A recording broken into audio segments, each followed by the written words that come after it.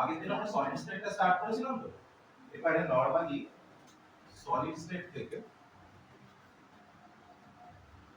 তো 4 মার্কসের কোশ্চেন আছে, ঠিক আছে? 4 মার্কসের টোটাল কোশ্চেন আছে, তার মধ্যে তোর 1 মার্কসের থাকবে এমসিকিউ, আর একটা তো 3 মার্কসের কোশ্চেন থাকবে,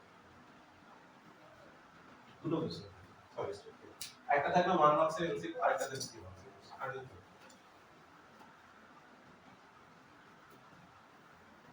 সলিড স্টেটটা কমপ্লিট করতে মোটামুটি 5 থেকে 6টা লেকচার লাগবে।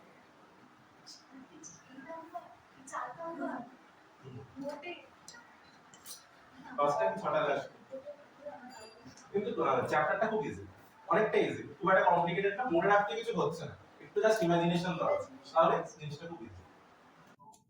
আজকে তাহলে নতুন একটা পার্ট স্টার্ট করছি, হেডিং দে কেলাসের শ্রেণী বিভাগ। নতুন হেডিং দে কেলাসের শ্রেণী বিভাগ বা টাইপস অফ ক্রিস্টাল। ক্রিস্টাল মানে হচ্ছে কেলাস। হেডিং দে কেলাসের শ্রেণী বিভাগ বা টাইপস অফ ক্রিস্টাল।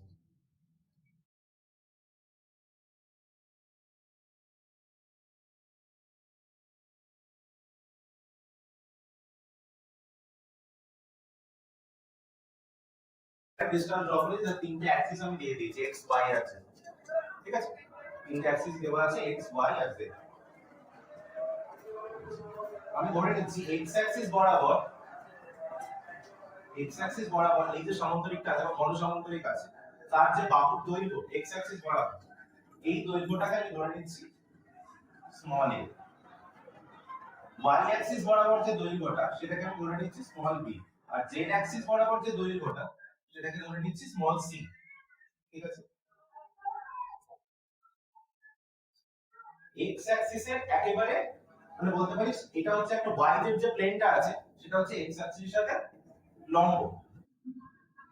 আচ্ছা, এক্স অ্যাক্সিসের সাথে লম্বভাবে যে কোণটা আছে সেটাকে আমি ধরে নিচ্ছি আলফা, ওয়াই অ্যাক্সিসের সাথে লম্ব যে কোণটা আছে সেটাকে ধরে নিচ্ছি আমি বিটা, আর জেড অ্যাক্সিসের সাথে লম্ব যে কোণ আছে সেটাকে ধরে নিচ্ছি গামা। মানে অ্যাকচুয়ালি কি করলাম, একটা ঘন সমান্তরিক নিলাম যার তিনটে বাহুর দৈর্ঘ্য দিয়ে দিলাম এ বি সি, আর তিনটে কোণ নিয়ে নিলাম আলফা বিটা গামা। যতগুলো কি টোটাল ক্রিস্টাল পাবি প্রত্যেকে ডিফার করবে কোথায়, আর এ বি সি তে আর আলফা বিটা গামা। তাহলে A B C alpha beta gamma এর উপর বেস করে আমি আমাদের টোটাল ক্রিস্টাল সিস্টেমকে 7টা ভাগে ভাগ করতে পারবো। তাহলে টোটাল কতগুলো ক্রিস্টাল পাবো? 7টা। ইউনিভার্সে টোটাল 7টা টাইপের ক্রিস্টাল প্রেজেন্ট আছে, ঠিক আছে? যারা ডিফার করছে এ বি সি আর আলফা বিটা গামা, ঠিক আছে? আচ্ছা, তাহলে 7টা টাইপের ক্রিস্টাল প্রত্যেকে ডিফার করে কোথায়? এই বাহুগুলোতে, না হলে কোণ। 7টা টাইপের ক্রিস্টাল, অনেকগুলো নাম আছে, মনে রাখাটা একটু ডিফিকাল্ট, কারণ প্রত্যেকের এবিসি আলাদা, আলফা বিটা গামা আলাদা, কিভাবে মনে রাখবো? তাহলে ট্রিক দিয়ে মনে রাখতে হবে, ভালো মনে রাখতে পারবো। আচ্ছা, সবাই ছোটবেলায় টম এন্ড জেরি দেখেছিস? টম এন্ড জেরিতে যখন জেরি টমকে দেখতে পেত তখন কি বলতো? দেখতে পেত আর বলতো see Tom there, Tom is there.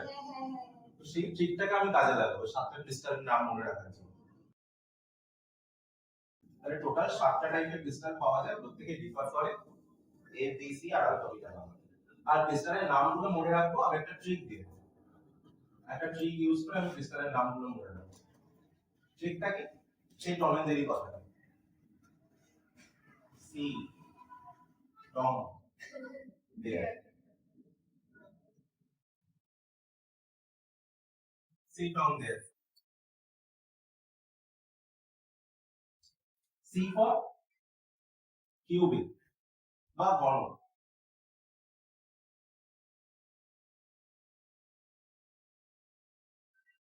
T for tetragonal, বাংলায় টেট্রাগোনালই বলে। O for orthorhombic, M for monoclinic, T for second T for triclinic, H for hexagonal, এই হেক্সাগোনালের একটা বাংলা নাম আছে, এটাকে বলে ষড়ভুজা। R for rhombohedral। আচ্ছা, প্রত্যেকের বাংলা নাম কিন্তু সেম, শুধু কিউবিককে বলে ঘনক আর হেক্সাগোনাল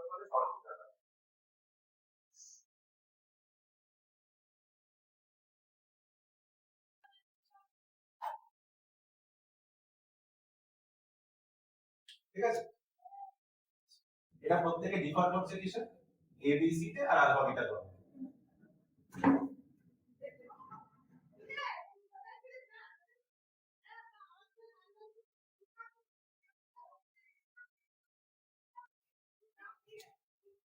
একটা কলাম করছি আমি লেন্থে, আর একটা কলাম করছি আমি অ্যাঙ্গেলে।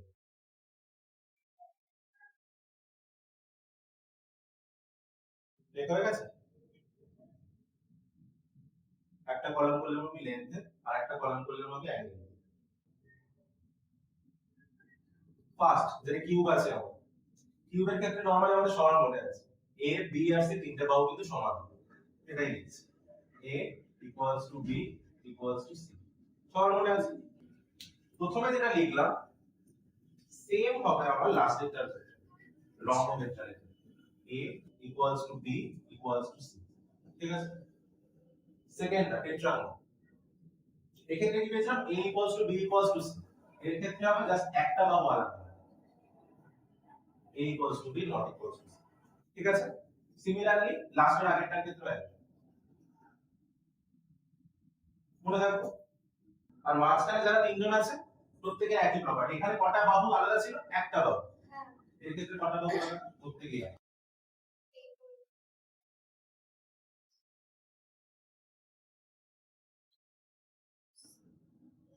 মানে একটা নট ইকুয়ালস টু ছিল আগেরটার ক্ষেত্রে, এখানে দুটো নট ইকুয়ালস।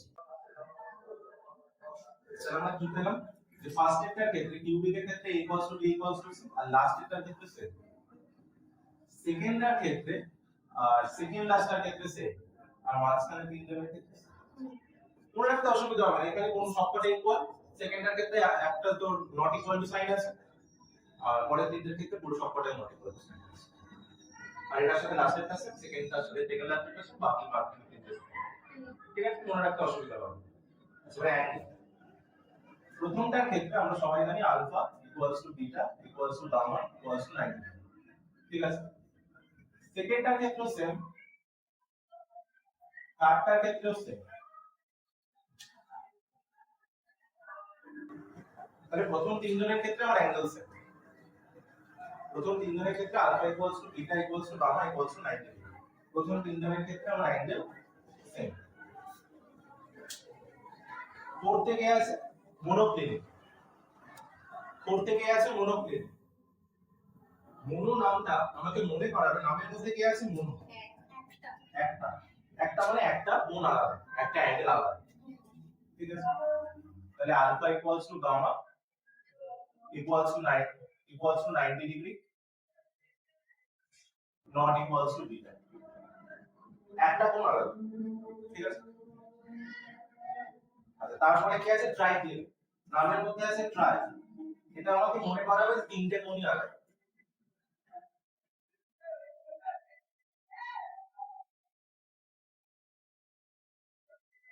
ঠিক আছে। এরপরে কি আছে, হেক্সাগন, এগুলো আমাকে একটু মনে রাখতে হবে।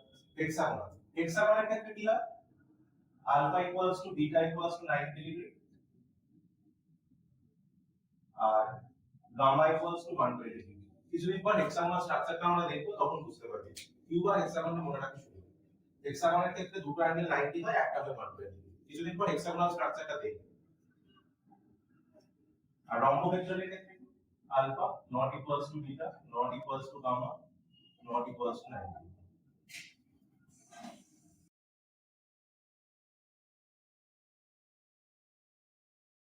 ঠিক আছে,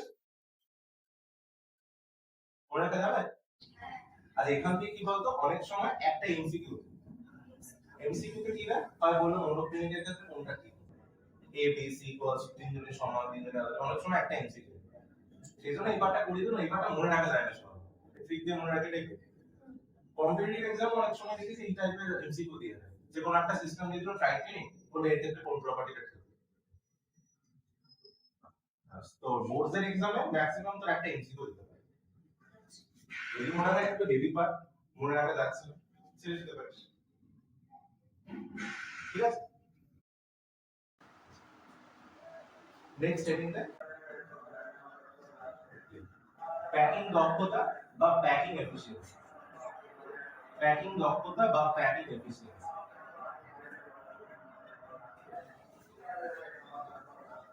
সবটাকে কি ইউজ করব, প্যাকিং দক্ষতা বা প্যাকিং এফিসিয়েন্সি। আমরা নরমালি কি জানি, কোন একটা কঠিন পদার্থের ক্ষেত্রে বা সলিডের ক্ষেত্রে অ্যাটম গুলো খুব ক্লোজ থাকে, তার নিজেদেরকে টাচ করে থাকে, এটা হচ্ছে সলিড আর গ্যাসের মধ্যে পার্থক্য।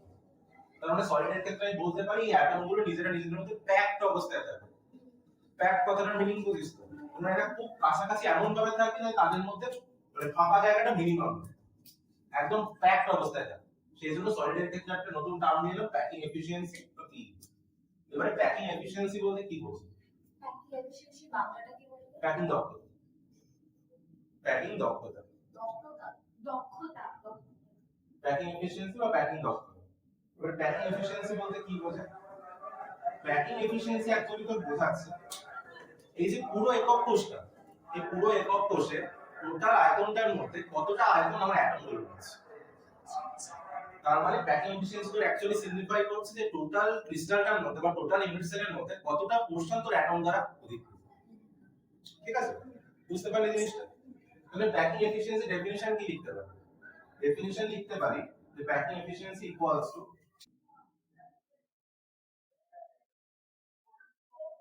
একক কোষে কণা দ্বারা অধিকৃত আয়তন ডিভাইডেড বাই একক কোষের আয়তন, পুরোটা ইনটু 1। কারণ প্যাকিং এফিসিয়েন্সি পার্সেন্টে পাবো তাই পুরোটা ইনটু 1। তাহলে প্যাকিং এফিসিয়েন্সিটা অ্যাকচুয়ালি কি? প্যাকিং এফিসিয়েন্সি অ্যাকচুয়ালি বোঝাচ্ছে যে তোর পুরো একক কোষের মধ্যে কতটা পোরশনের মধ্যে তার অ্যাটম আছে। অ্যাটমের কোন একটা কণার আয়তন ডিভাইড বাই একক কোষের আয়তন। ঠিক আছে, প্যাকিং এফিসিয়েন্সি যত বেশি হয় ক্রিস্টাল স্ট্রাকচারটা বা ইউনিট সেলটা তত বেশি স্টেবল হয়, কারণ অ্যাটম গুলো তত কাছাকাছি প্যাকড অবস্থায় থাকে। ঠিক আছে, তাহলে প্যাকিং এফিসিয়েন্সি যত বেশি হবে তত কি হবে, আমার ইউনিট সেলটা বা ক্রিস্টালটা তত স্টেবল হবে। কারণ ওই যে অ্যাটম গুলো আছে প্যাকিং এফিসিয়েন্সি যত বেশি তারা তত ভালোভাবে প্যাকড অবস্থায় আছে। যত ভালোভাবে সে প্যাকড অবস্থায় থাকবে তত বেশি জিনিসটা স্টেবল হবে। ঠিক আছে, কণা দ্বারা অধিকৃত আয়তন ডিভাইডেড বাই একক কোষের আয়তন। তাহলে আমি এটা কি লিখতে পারি? কণা কতটা আয়তন নেবে? ধরে নিচ্ছি আমার একক কোষে কণার সংখ্যা z। ঠিক আছে, একক কোষে কণার সংখ্যা z, সেটা এসিসি এর ক্ষেত্রে কত? 1, বিসিসি এর ক্ষেত্রে 2, এফসিসি এর ক্ষেত্রে 4। একক কোষে কণার সংখ্যা আমি ধরে নিচ্ছি z ইনটু প্রত্যেকটা কণার আয়তন। আমি কণাগুলোকে ধরে নিতে পারি কণাগুলো হচ্ছে এক একটা আমার গোলক বা স্ফিয়ার। গোলকের ক্ষেত্রে আয়তনের ফর্মুলা না, ওটা হচ্ছে মানে বাইরে আয়তন pi r cube 4/3 pi r cube। yes, 4/3 pi r cube। এটা হচ্ছে এক একটা কণার আয়তন।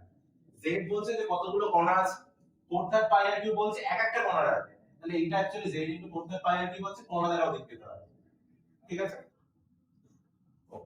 আর একক কোষের আয়তন কিভাবে বার করব? যদি আমি ধরে নিই একক কোষটা আমি ঘন, আর যার এক একটা বাহুর দৈর্ঘ্য হচ্ছে স্মল a, তাহলে একক কোষের আয়তন এটা আমি বারবার ইউজ করি। আচ্ছা, ইনটু নাম পাশে কোনটা কি লিখে দিস? z টা হচ্ছে একক কোষে কণার সংখ্যা, একক কোষে কণার সংখ্যা। স্মল r টা হচ্ছে তো কণার ব্যাসার্ধ, কণার ব্যাসার্ধ। আর স্মল a টা হচ্ছে তো একক কোষে বাহু দৈর্ঘ্য, একক কোষে কণার সংখ্যা। r টা হচ্ছে তো কণার ব্যাসার্ধ, আর স্মল a টা হচ্ছে তো একক কোষে বাহু দৈর্ঘ্য।